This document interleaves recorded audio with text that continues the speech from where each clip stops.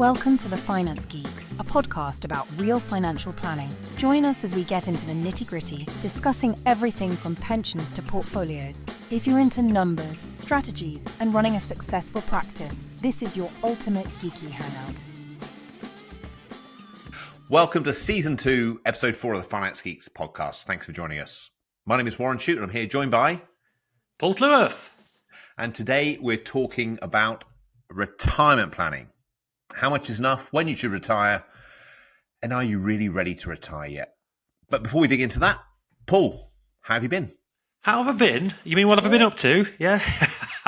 How have you been? What have you up to? How have I been? Gee, I've been a bit poorly actually recently. A bit of a sniffle. It's been going around, hasn't it? Poorly. But I don't normally get ill, and I keep saying that, and yet I'm not infallible. I sometimes get a sniffle. I hate it. My family, my wife and kids have been a bit poorly, and we're all just pretty much past it now. But I am still dealing with the fallout from the budget, and I'm doing compliance and CPD, and it's just. I don't think I've ever been busier, and I like it. I love doing the work and speaking to clients, but because it's coming up for Christmas and it's be here before you know it, I've been booking tickets and events and things. So I've got tickets to Michael Bublé, which is actually a faux Michael Bublé band in St Albans. It's like Bublé music. And then I booked the whiskey show for next year in October. And I'm dead excited about this. Two things. I've booked Die Hard on the 20th of December at the Odyssey in St Albans. It's pretty much the best Christmas movie of all time. And Gladiator 2 on the 13th of December. So at the same place. So dead excited about those. Yeah. And who is going to see those films with you? So I'm taking two different friends other than yourself. I was going to take my wife, but she wasn't that interested in either of them. So, and she just happened to be busy. So I've been watching a bit of telly. Been watching The Jackal on TV with Eddie Redmayne. That's really good. Good. So I'm excited. And something came in the post this morning, which I was super excited about, which was a lot of people don't know about, which is it's a Folio Society book that just got launched about 2 or 3 days ago. And it's The Hobbit. It's Tolkien's The Hobbit, but it's a special edition version. And I'm a complete book fiend and Folio Society collector. And there's 1,000 books, a limited edition produced. And I got in there literally 1 second after it went live on the 4 p.m. on the 19th of November.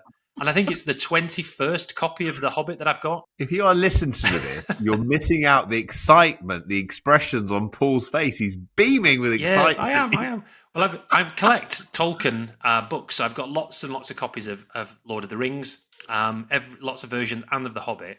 So it's just it's a weird collection that I like. And any originals or?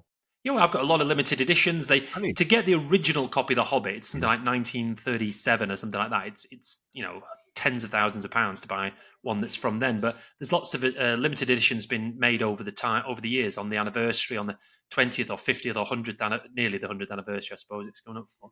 I have a client. He buys and sells rare books, like major stuff. So if you're ever after something like that, he was telling me one of his clients bought the first edition of Harry Potter, or bought about 5. Really? When they were published, though, he didn't really understand it. Now they're worth, I don't know, 10,000, 20,000 pounds a piece or something. So, it did particularly well. But what have you been up to? What have you been up to? That's what I've been up to. So it's 2 weeks between every show. So we had Remembrance Sunday, which is a big event in our house. We go to the school and have a big event, which was very nice. I always stand in humble awe of the military, how smartly they're dressed and how amazing they are, and listen to their stories. So I like my children sort of hanging out with their children because it kind of keeps them grounded. Know what life's really about. So I got a lot of respect for the military. Then I was down at Dimensional. We had the Applied Communications Masterclass, which was fantastic. 2 days at Dimensional. I've not been there for a long time. And David Jones, David Swanwick, and their team put on an amazing couple of days, which was really good. All about their 4S process, the story, script, sketches, and supplements.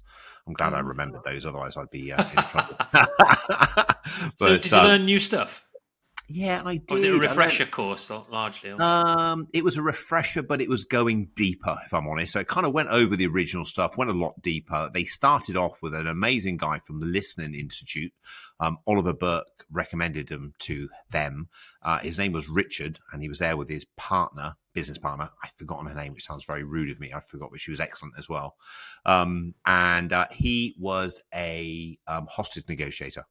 So Really? we did hostage negotiation with him, and he was telling us, "Oh, fantastic!" So I might actually do some training with the Listening Institute.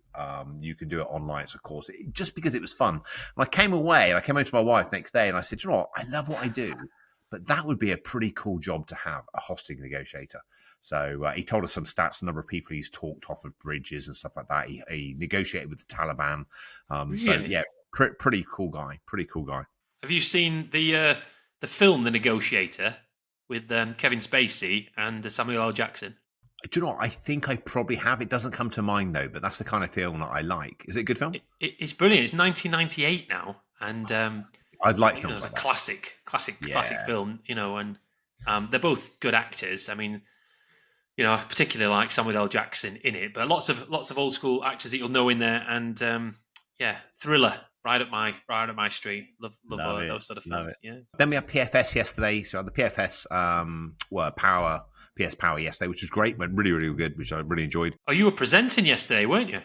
I was talking about what I refer to as the Lexington Way, pretty much what I did in Hum, South Africa, just talking about the journey, how we engage clients, the process and stuff like that. So if you are listening and you are a PFS member and you want to understand how I work with clients a bit more closely, then I did a PFS Power. And you did one some time ago, which I understand was very well. Yeah, done a couple.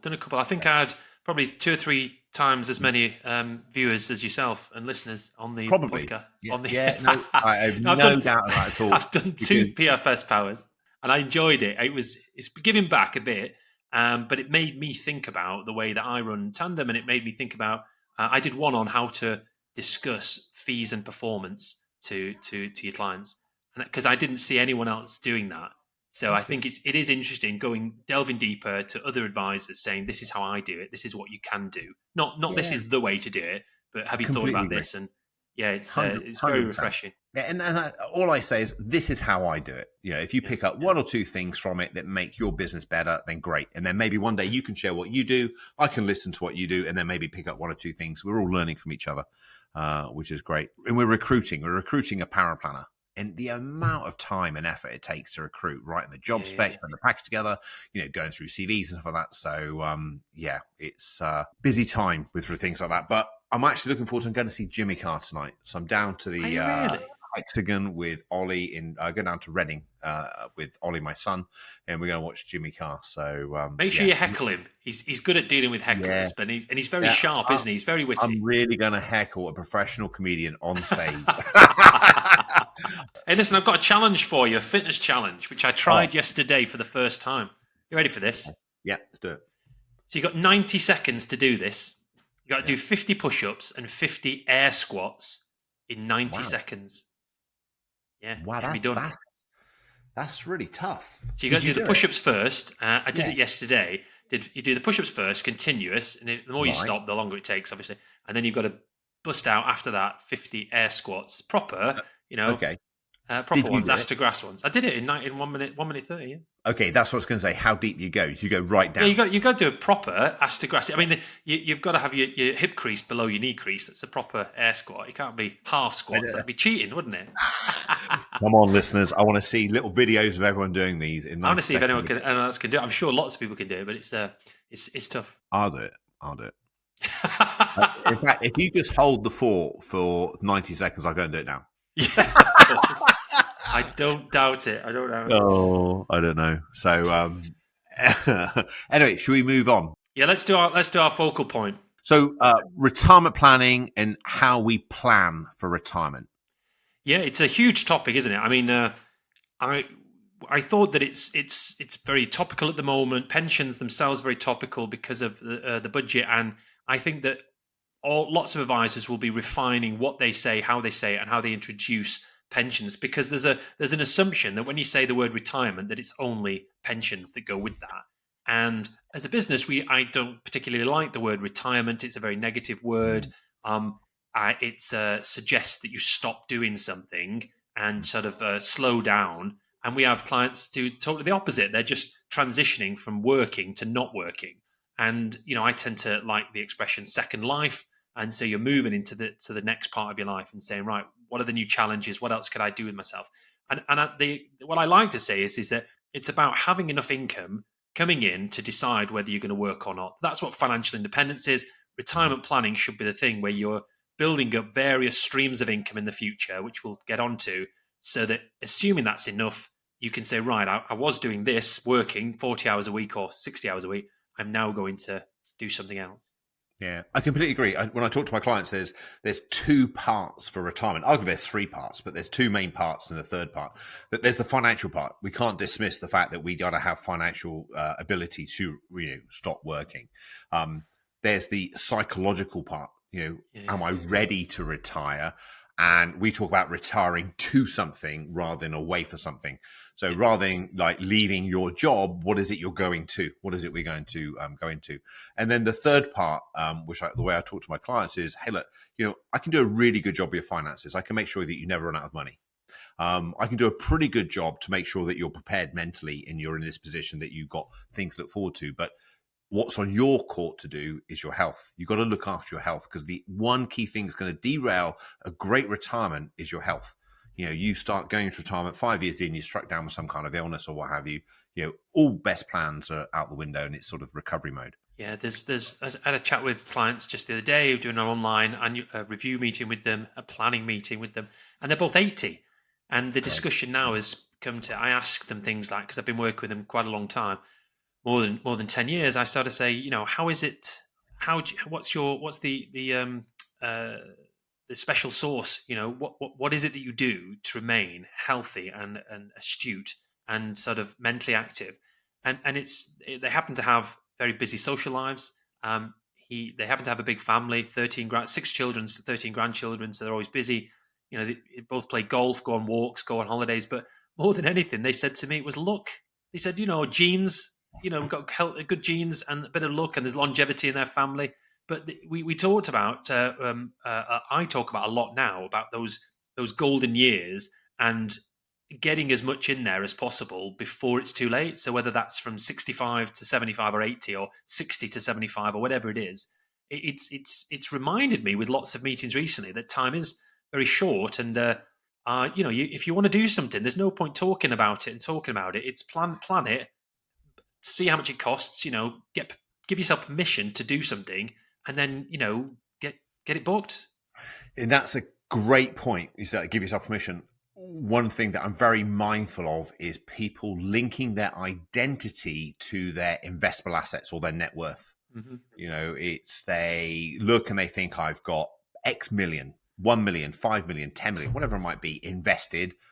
We'll just live off the income. We'll just live off the interest. I don't really want to see it go down. And you kind of already got to shake them and say, why?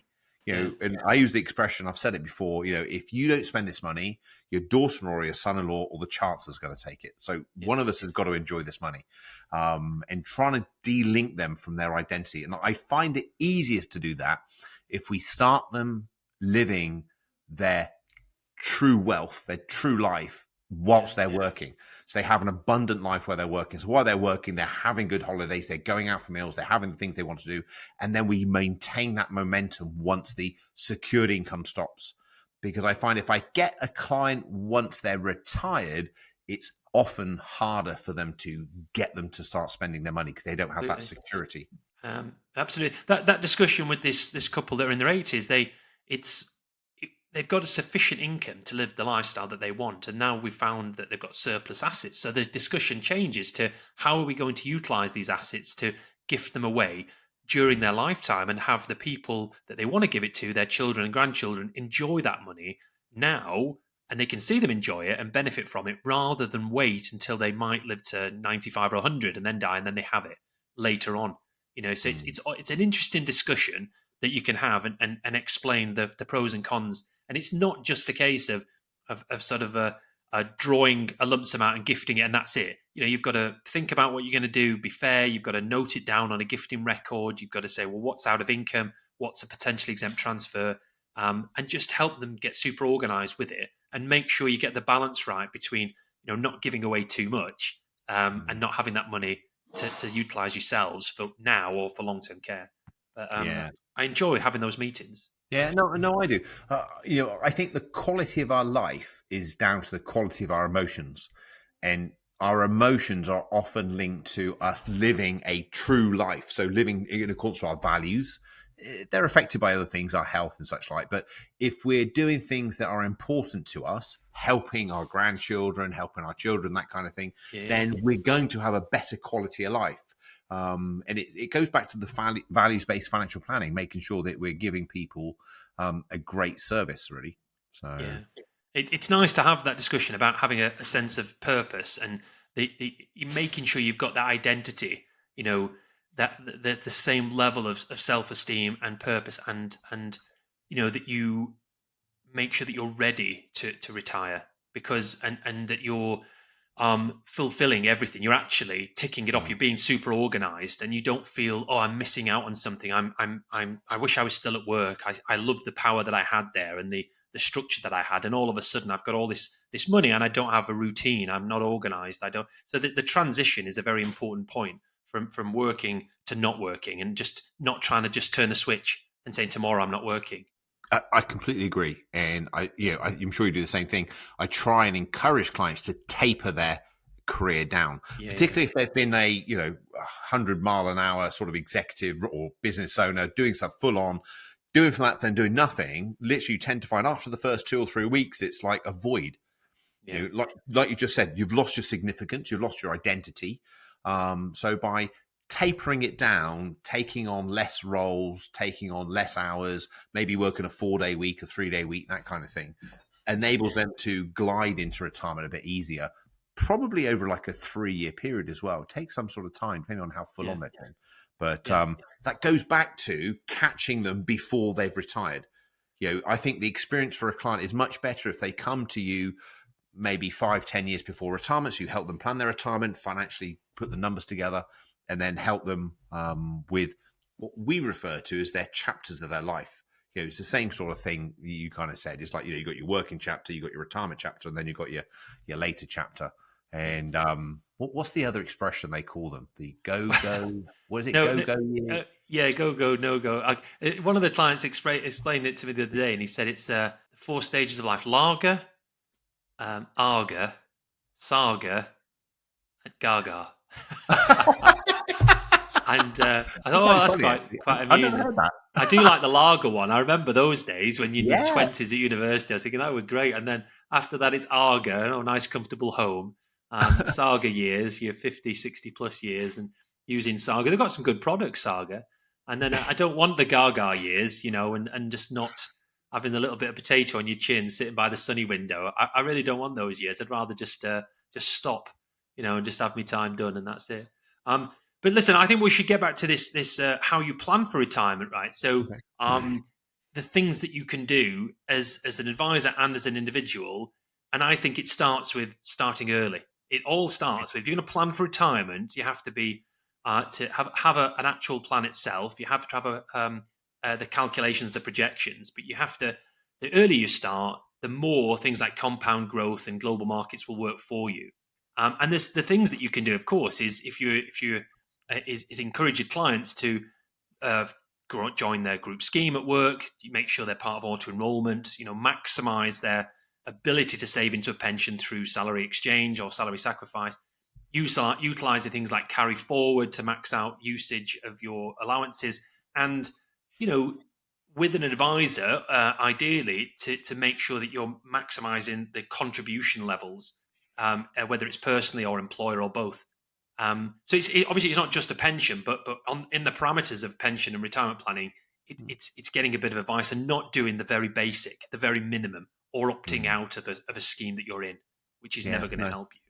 Yeah. No. No. Pensions are still a big part of financial planning, Yeah. and the most tax efficient vehicle, aren't Yeah, and I think, like I said, there's two parallel journeys or three parallel journeys. There's the financial, so let's get the numbers right. Let's make sure we're putting the money aside, and we'll talk about how much you need, bit later on in the show. But then making sure that you've got a compelling vision to work towards. they? Make sure Definitely. there's something that you want to sort of really attracts you to retirement. And thirdly, let's make sure your health's in line because it's going to derail it. So, Yeah. I seem to be talking about that more and more, the health, people's health. As I get older, and I'm 48, and I know that you're a couple of years ahead of me, albeit you probably look younger. Maybe it's the tint that you're putting on the Just for camera. men. Yeah, just for men, that'll be it. Yeah, I don't want to try to be Coach Paul or Dr. Paul in the meetings, but I do want to take an interest in my clients' lifestyles and try and not bust out 50 air squats in front of them, which should probably be showing off. Or I have shown some of the clients my gym, by the way, but I'm quite proud of that. No, but talking honestly and sensibly and in a grown up way about looking after yourself. And I just think it is part of the discussion now. You have to say, Yeah. are you looking after yourself? Are you, getting enough rest? Are you drinking enough water? Are you getting enough exercise? Because if you don't do it, no one else is going to do it for you. And you can have all the money in the world, but if you don't have your health, you've got nothing. So I think it's 100%. definitely part of the discussion. Yeah, 100%. And if you're a financial planner, listen to this, and you don't talk to your clients about their health and things like that, consider bringing it into the conversation, because it really takes it from a superficial, quote unquote, advisor level to a deeper level as a family advisor, really. So we recommend all our clients have an annual medical. I myself kind of rotate them. Sometimes I'll have a full-on exercise ECG Bupa kind of thing. The year after, I'll just have something, and then the year after, I'll just have a blood check. But every year we have something, and it's all about prevention rather than cure. Keeping a track of your stats. And I talk to my clients. What's your blood sugar level like? What's your blood pressure like? You get your cholesterol level in check. And are you moving daily and stuff like that? And I think it's really important we do this sort of thing, that we show that we care. Definitely. And I think as an advisor, if you're going to talk about things like that, whether it is retirement planning or health, you do have to practice what you preach. You cannot be hypocritical. You can't tell someone to, suggest someone tops up their ISA or invest in a pension if you don't do it yourself, or suggest that they go, if you're prepared to talk to them about health, if you're there and you don't look your best and you don't feel your best and you're a bit out of shape, and then you're telling clients to stay in shape, it doesn't actually, it's not very, what's that word you use all the time? Congruent. You're not being congruent. I guess that, but to be fair, we're not. I'm sure you're not saying that you've got to be an athlete to talk to clients this, but you've just got to say that, hey, look, I'm exercising, I'm walking and stuff, and I've realised how important it is to my health and for my retirement and longevity is. So I'm doing something about it, and I just want to share with you what I'm doing. So it's good for you too. But I completely agree with you. It's important. I think one of the best ways to bring it up, though, is to do it via third person. So you can talk to your client and say, look, I have other clients just in your position, and they found that by walking 10,000 steps a day, or by doing a stretching routine, or getting a gym coach, that really helped them. And the ability to say it in that way and use third person selling and examples and stories is actually better in a lot of ways than trying to say, do what I say. Do what I suggest, do what I do. I've just done the fan dance. You should do that as well. I mean, it's tricky to get someone who's in the 70s to just suddenly become super fit. But I do think it's about routine and habit. And I like to instill those things in clients' minds and talk about things like James Clear's Atomic Habits. Getting into the habit of something, it takes time. It takes routine, persistence. It takes and the first part of it, of getting fit, is actually just turning up. I actually like just literally getting to the gym or to the pool or on your bike, and then you you get to the gym, you get dressed and you turn around and you leave it. I've done it for today. Start slow. You have a coffee first. Yeah, you do. So let's talk about how much income you should probably aim for in retirement. This concept of how much is enough. What do you say to your clients, Warren, about how much they should aim for? Does that come up? No, it doesn't, ironically. We generally run everything through the cash flow. So we build the financial plan using truth. So we put their assets into the net worth, we put their income streams and their liabilities and their expenditures, and we build the cash flow. So generally speaking, we don't sort of say, okay, because for a lot of our clients, the income at retirement is going to come from multiple different sources. And even still, and we might come on to it, but even still, we're still saying, look, let's preserve the pension the way it is, just in case something changes, and we're living off general accounts and such, like things like that. But in addition to my financial planning work, when I do money talks and such like, and if I'm talking to an audience of people who may not have as much money, often we'll talk about the rule of 300. So 300 times your required monthly income. Is a nice rule of thumb to look for a capital sum. So Yeah. if you want £1,000 a month, then maybe £300,000 lump sum basically works out at 4%. That's going to generate you £12,000 a year. It's nice to be able to recite these quick quotes, figures off the top of your head. So you have some kind of measure. So rule of 300 times your monthly required expenditure. These heuristics. Heuristics. Yeah. You're so geeky. I love it.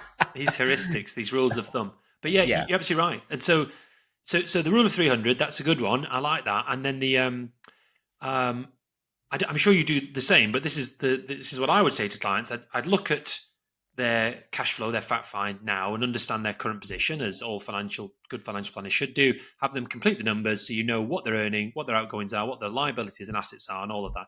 And if you know where they are now, and then you say, okay, at what point in the future would you like to be financially independent? And they say, oh, 55, 60, 65. A lot of people it's 60 or 65. And you say, okay, well, if you were that age today, and let's make some assumptions. Let's assume that you paid off your debts, there's no mortgage, and if they've got children, the kids are no longer financially dependent on them. And obviously, this depends on your knowledge of the client, because if they're in their late 40s and they've still got a 10-year-old, they're unlikely to be completely financially independent at 55. They'd still be contributing to that. So the required income, I would say, that they might need is between half, 50%, up to 2/3, 66% of their current level of income. It's all relative. So I say, well, if you're that age today, let's work out how much you might need to live the lifestyle that you might enjoy. You'd look to achieve. You can't be on £50,000 a year now and aim to retire on £100,000. It's just never going to work unless you get some incredibly big inheritance, or you've got a massive increase in your income over your lifestyle. So it's usually going to be half to 2/3 of your current position, and then you'll alter and change the goalposts as you get older.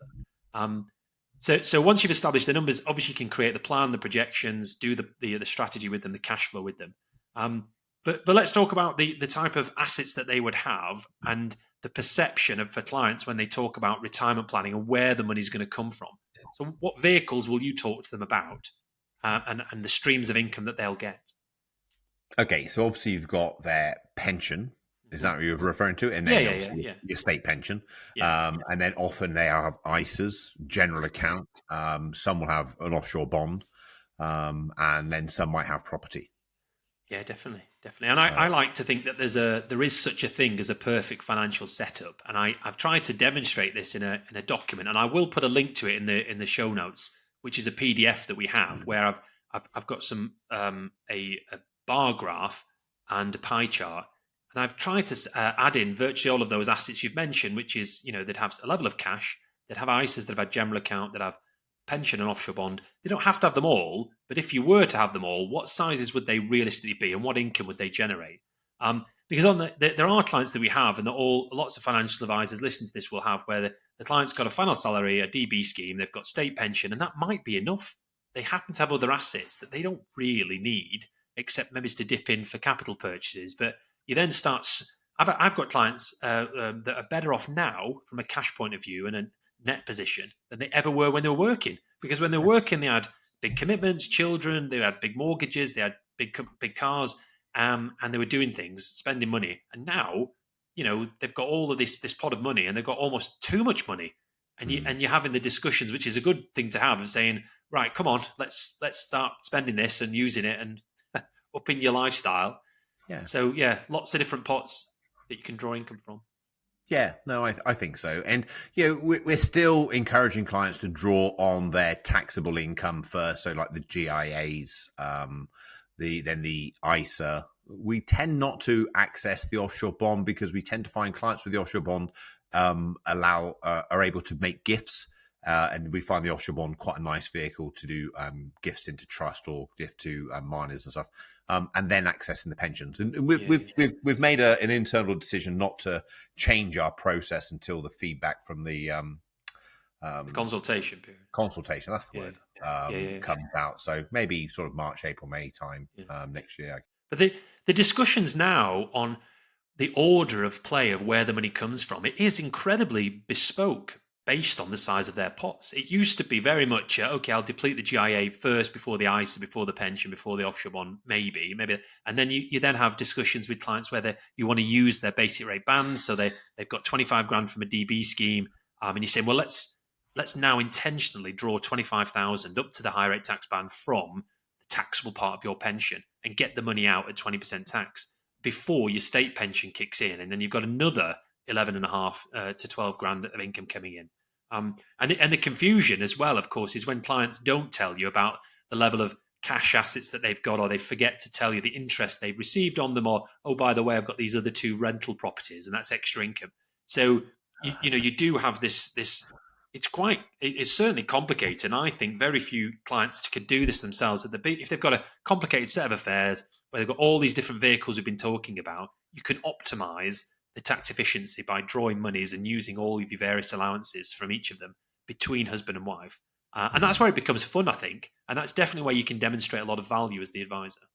Yeah, no, definitely. Yeah, definitely. We tend to find most clients have too much money.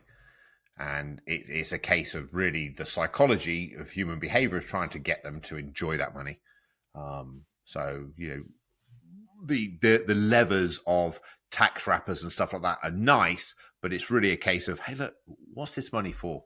Let's go and enjoy it. Good. I'm just trying to play back in my mind what you just said then. I think that's because you work with clients with lots of assets and you built it up over time and the average age has gone up and so on. But it's definitely dependent on the advisor's clientele, because 10 years ago a lot of my clients were accumulators and building up their assets, and now the average age is 57, and we're finding there's a lot of discussions now on transitioning from working to not working, the discussion, the plan, whether it's over 1 year or 5 years, and saying, we're getting closer and closer. What does that mean in terms of risk of contribution and contributions? Should we de-risk? Should we change anything? Should we top up cash? And I think it depends as well whether the individual is a spender or a saver. As to whether they're in their relationship with money. So I quite like working with a lot of savers. Of course, that's the best. If you're working with clients that are massive spenders, they're not generally going to be great clients necessarily if they are, they're going to deplete their pot too quickly, or, live life to the excess. The irony is, our probably one of our biggest spending clients relative to their assets and income and stuff are both super fit, super lovely people, and have a motto: we're here for a good time, not a long time. So you imagine that relationship. It's like, I'm trying to almost like bad cop all the time. Oh, do you really need to see that? But he's remarkable, and I can see him working quite comfortably into his 80s, really. And that's something we would encourage our clients to do as well. We're not really encouraging our clients to race for the exit. We're not trying to get our clients to encourage them to retire. Again, it's, what are you going to retire to? What is it going to go to? Can you take some kind of non-exec work? Can you go and help in a charity or in a school? Or can you run your business more on a part-time basis? Because I think work gives us a lot more than money. And once we organize our work life, and once we know we can retire, it takes on a different purpose. Yeah, definitely. I love the idea of discussing, have they got a sense of purpose? What's their identity? Do they have a routine? Can they utilize their skill sets? And there's been discussions I've had recently with clients wanting to set up new businesses where, they want to utilize their knowledge, their experience, and saying, what can I do that's fun, that's interesting, that I can enjoy, even if they don't require the income or the money from that business? So what about the average age of taking benefits? And let's talk a bit about longevity, because your dad's coming up for 100. He's 99 at the moment. He's 99, and so 100 in March. It's quite unbelievable. So there's longevity in your gene pool, but do you have clients that have literally stopped work and start to draw down on their assets in their mid-50s? Oh yeah. I have clients who are they're in their late 30s, 40s. They start working, drawing down their assets. They must have done pretty well for themselves to not need to work after that. Or their dad did, yeah. Yeah. But yeah, don't get me wrong. It's not the majority. But yeah, no, we have clients who have stopped work in their 50s and just started drawing down on their assets and stuff. And I'm very into spending profiling as well. That I'm aware that in their earlier years of retirement, they're going to spending needs are higher. It'll drop down when their state pension kicks in, and then they're in their later years, they're going to have less desire to jump on a long haul flight, so it'll drop down then. So I think that's where the planning comes in as well, because there's the 4% rule. It's not a rule at all about how much you should draw from a pot of money. So, £1 million, 4%, 40,000 a year. It's completely dependent on other forms of income the client has. Have they got state pension, DB schemes, buy-to-let income? Have they got cash and other assets? Are they still working? And on also, what is their state of health and their requirement for this money? And as you've just said, then those go-go years, or I can't remember what you call them, but it's if slow. between sort of 60 and sort of 75, if they're going to have more time, energy, health to do these fun things like holidays that cost more, I know that I've been altering a lot of the plans with clients to say, well, let's intentionally spend more during these years, and then let's make the assumption that you get to your mid to late 70s, if not 80s, and then your requirement for income, your energy will probably reduce, and therefore you might not spend as much. And so it never quite looks like the graphs that are projected. It's never just 4% a year and that's it. It changes. When you're actually in it and going through it, I've had clients around and say, Warren, I don't want to go anywhere anymore. I've been to all the countries I want to go to. I don't want to do another airport. I'm quite happy now just getting the ferry across to Europe stuff. I'm good. I'm like, that's fine. Whatever brings you happiness. That's my main focus with my clients. What is it that's going to bring you more happiness? And I know from experience, sometimes things they think is going to bring them happiness, i.e. stopping working, won't bring them happiness because they'll miss out on all the purpose and contribution and connection and everything else. So it's kind of like, what's going to bring them more happiness? I had a new client this week say to me, so what do your other clients do? And I'm like, well, it's not really what they do that's important. It's like, what's going to bring you happiness? And that's what we kind of refine it on. We wouldn't be the finance geeks if I didn't have some geeky stats about pensions for you. Are you ready for some of these? Relevant to what we've been talking about today. On the Money Helper website and retirement living standards, the links for these are in the show notes. There's been surveys done on what they think is required for the very minimal lifestyle, moderate lifestyle, and comfortable lifestyle across the UK. So a minimum lifestyle is regarded as, for a single person, 14,400 per annum, 21,300 for a couple, and it covers the essentials with some extras for holidays. I was like, okay. Moderate lifestyle, 31,300 single, 47,700 couple. Bit more flexibility, annual overseas holiday, regular meals out. And that comfortable lifestyle is at least 43,100 per annum, 66,000 for a couple, allows for greater luxury. And I was looking at these figures and just thinking, well, a lot of my peer group and fellow advisors, might well be advising clients that are drawing, not just 2,000 or 3,000 a month, but 5,000 or 10,000 or even more per month. If they've got more money, they're drawing more. But how do you feel about those numbers? Those feel right to you? For minimum, moderate, comfortable? Do you know, I've learned over the years that everyone's life is unique. Now, to me, they don't seem enough, but I've got some clients who are really careful with what they spend, and they're doing everything they want to do, and they just don't want to spend any more money. I had one, she's passed away now, bless her heart, but I had one client, she had a final salary pension coming in. It was like £100,000 a year. And she used to live on like £2,000 a month. Wow. It was crazy. It was crazy. That's an extreme. Yeah. Do you know that we talked about? I don't know if we touched on the state pension before, but it's currently £11,502 for a full flat rate state pension. You need 35 qualifying years. Our listeners would probably know that. But when you've got a couple that are both receiving the full flat rate pension, currently 11.5, going up to nearly £12,000 in April, 11,976. It's kind of like having a pot of money of about 700,000. Because it's an indexed income in retirement. Between two people, it's 24,000. If you've got that alone, and that's just a bonus and extra income, you don't need that money if they've built up a decent size other vehicles, ISAs, pensions, and so forth. I mean, another geeky start. How much of a size pot do you think you can have when you draw at 4% from your pot, from your pension, and pay zero tax? Well, it's going to be 25% on top of so 15, oh, Go on, 600,000. So I think it's 419,000, right? It's debatable, this figure, but if you've got 419,000 in a pension and you happen to have no other forms of income, taxable income, so no cash and interest, no buy-to-let rental income or final salary or state pension, you take out 25%, 104,750. With the remaining 314,250, you draw 4%, which is 12,570, the personal allowance, where there's no tax. So there's no point, like one, if arguably you'd have two, husband and wife, each having a £400,000 to £500,000 pension. If one person's got a million pound pension, the other's got 10 grand, that you're going to pay a lot more tax. You've got individual pots. You can take out tax-free cash. You can use your allowances.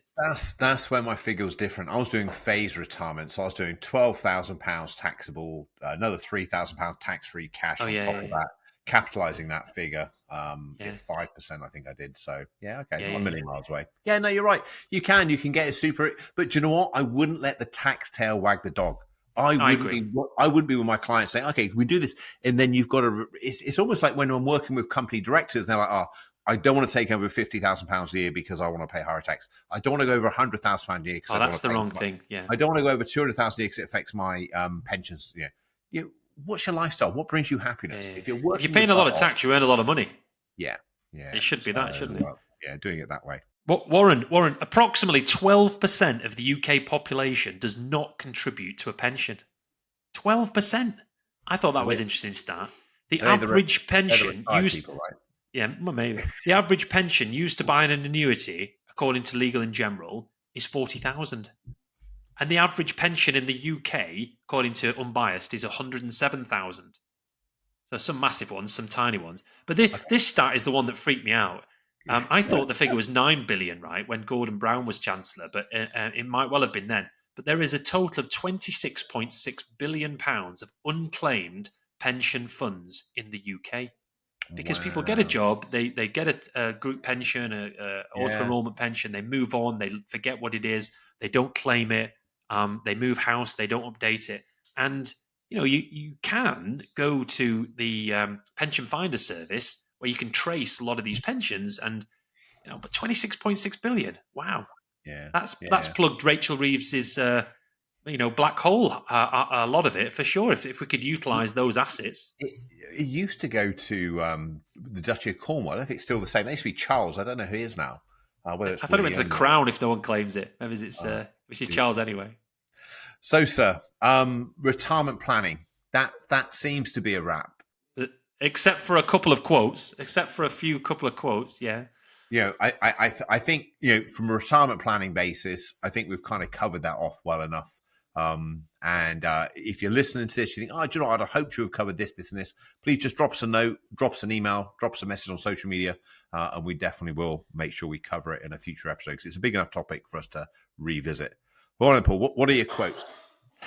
So I looked up a couple here, and some of the individuals that said these things I wasn't so sure of, but there's got three. One is, don't simply retire from something, have something to retire to. And you touched on that before, but that's by Harry Emerson Fosdick. What a brilliant surname. He's an American pastor, theologian, and he was an author, and he died in 1969. Don't simply retire from something, have something to retire to. So I like that. Number two, retirement is not the end of the road, it's the beginning of the open highway. And that was anonymous. Quite like that. Yes, no? Yeah, no. I'm just looking. I've got something incredibly close. All right. So. And another one is, you can't use mine. Another one, the last one is, a goal without a plan is just a wish.